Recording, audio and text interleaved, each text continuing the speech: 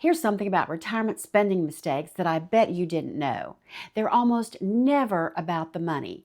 They're about identity. And today I'm going to walk you through 7 purchases that accomplished people almost always regret in retirement.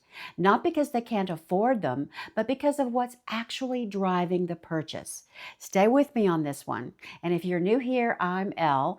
I help accomplished people in their 40s, 50s, and 60s design a retirement that actually fits who they're becoming, not just who they were. And I've made some mistakes myself, so I'm not coming at this from a textbook. I'm coming at it from lived experience. Here's what I've learned, both from my own 2 retirements and from the professionals, business owners, and dedicated employees I work with. When high achievers leave careers that define them for 20, 30, sometimes 40 years, there's this very specific vulnerability that kicks in.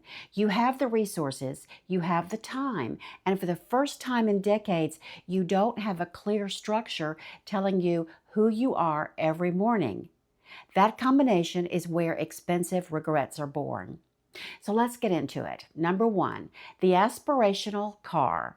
And I'm not just talking about an expensive car. I'm talking about a very specific kind of purchase. The car that represents the version of yourself you think retirement is supposed to unlock. The partner at the law firm who finally buys that Porsche. The executive who gets the fully loaded Range Rover.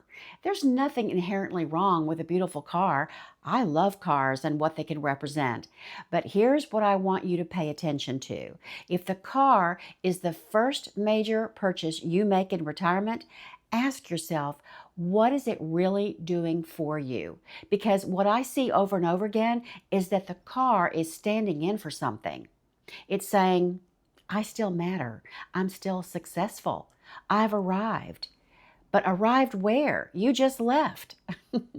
And that car payment or that insurance premium or that maintenance bill is going to follow you for years while you're still figuring out what this next chapter actually looks like. Comfort and safety, absolutely worth investing in. But a rolling billboard for an identity you haven't built yet, that's worth a pause. Number 2, the bigger house. This one is counterintuitive because it often feels like a smart financial move. You relocate from a high cost of living area to a lower one. Your dollar stretches further, so naturally you think, why not get something nicer, more space, better finishes, maybe a pool? Here's the problem. A bigger house doesn't just cost more to buy. It costs more to exist in. Utilities, insurance, property taxes, maintenance, landscaping, the list goes on. I own a small commercial building and residential rentals here in Florida, so I understand what buildings demand from you. They are relentless. And here's the part that people really don't anticipate. A bigger house can actually make retirement lonelier. More rooms to rattle around in, more space between you and the life happening outside those walls. The people I work with who are happiest in retirement almost always right-sized, not upsized. They chose homes that push them out into the world instead of giving them more reasons to stay in. Number 3, the boat or the RV. This is the retirement fantasy purchase, and I understand the appeal completely. Freedom, adventure, the open road, or the open water. But here's what's actually happening. The average boat owner uses their boat fewer than 30 days a year, and an RV isn't much different. Meanwhile, you're paying for storage, insurance, maintenance, registration, and depreciation every single day of the year, including the 330 plus days it's just sitting there. There's an old saying that the 2 best days of boat ownership are the day you buy it and the day you sell it.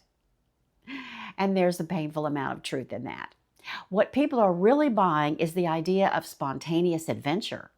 But you can rent a boat, you can rent an RV, you can test the fantasy before you finance it. And if you try it 3 or 4 times and you're using it consistently, then maybe it makes sense. But buying first and discovering second is where the regret lies. Number 4, the luxury travel blitz. This is the one I have the most empathy for because travel is wonderful and I know you've earned it. But here's the pattern I see with high achievers especially. You retire. The first year you take the big trip, Italy, south of France, Patagonia, and it's incredible. You come home glowing. And then 2 months later, you're restless again because the thing travel was solving for wasn't wanderlust. It was the absence of purpose. So you book another trip and another, and within 2 or 3 years, you've spent a significant portion of your savings chasing that feeling of aliveness that travel gives you without ever building the daily life that sustains it. I'm not saying don't travel. Traveling is one of my greatest joys. What I am saying is, if you notice that you're booking the next trip before you've even unpacked from the last one, that's a signal worth paying attention to. Travel should be the icing in a well-designed life, not the entire cake. Number 5, major home renovations. Once you've retired, you're home more. You're noticing every outdated fixture, every room that doesn't flow right, every project you put off for 20 years while you were building your career. So you decide now is the time for the gut renovation. New kitchen, new bathrooms, maybe an addition. Here's what catches people off guard. Renovation costs have increased dramatically in recent years, and with tariffs still affecting building materials in 2026, this is an especially expensive time to take on big projects. But beyond the dollars, there's a psychological trap here as well. Renovating your home can become a full-time project that masquerades as purpose. You feel busy. You feel productive. You're making decisions every day. It feels like the job you left behind. And when the renovation is done, you're left with a beautiful house, a significantly lighter bank account, and the same question you started with. Now what? If you're going to renovate, do it strategically, one project at a time. Clear budget, and make sure you're renovating because you need to, not because you need something to do. I speak from experience. Number 6, becoming the family bank. This is the one that almost no one wants to talk about because it feels so good in the moment. Your daughter needs help with a down payment. Your son's car broke down. Your grandchild's private school tuition is coming due. And you have the money. So, of course, you help. Here's what I want to say to you gently but directly. Generosity is a beautiful thing. It's also one of the fastest ways to destabilize your retirement if it doesn't have structure around it. When giving becomes expected rather than exceptional, you have a problem. And when you're subsidizing your adult children's lifestyle because saying no feels like failing as a parent, that's not generosity. That's an emotional pattern that happens to have a price tag. I've watched accomplished people who were ruthlessly disciplined with money their entire careers, completely lose the thread on this one because in retirement, the relationship feels different. You have time, you have proximity, and you want to matter in their lives. But you matter more to them financially solvent and independent at 80 than you do generous and then dependent on them for your living expenses at 80. If you want to give, build a giving strategy the same way you'd build any other financial plan. Decide what you can afford annually. Communicate it clearly and hold the boundary with love. Number 7, the timeshare.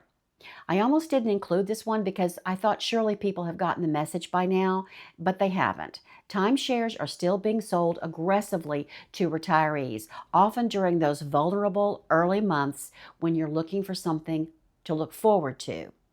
Here's the reality. A timeshare is a depreciating asset with escalating annual fees that locks you into one destination at one time of year. It is the opposite of the flexibility that makes retirement so wonderful. And getting out of a timeshare is notoriously difficult and expensive. The pitch sounds compelling when you're sitting in a resort after a free breakfast, feeling relaxed and optimistic about the future. But that feeling is manufactured, and the contract is permanent. If you love a particular destination, rent there. If you love variety, travel freely. Don't lock your future self into a decision your present self made over complimentary mimosas. Here's the thread that connects all 7 of these. Every single one of these purchases has the same thing at its core. They're attempts to buy the feeling that retirement was supposed to give you automatically. Significance, adventure, purpose, connection, contribution. And the hard truth is, you can't purchase any of those things. You have to design them. That's what I mean when I talk about the 3 pillars: prosperity, purpose, and play. Prosperity isn't just about having money. It's about having clarity around what your money is actually doing for you. Purpose isn't about staying busy. It's about staying engaged with something that matters to you. And play isn't about expensive experiences. It's about designing your time so that your days feel like they belong to you. If you're approaching retirement or you're in the early years and you're recognizing yourself in any of this, that's not a failure. That's awareness. And awareness is where all well-designed lives begin. I'll see you in the next one.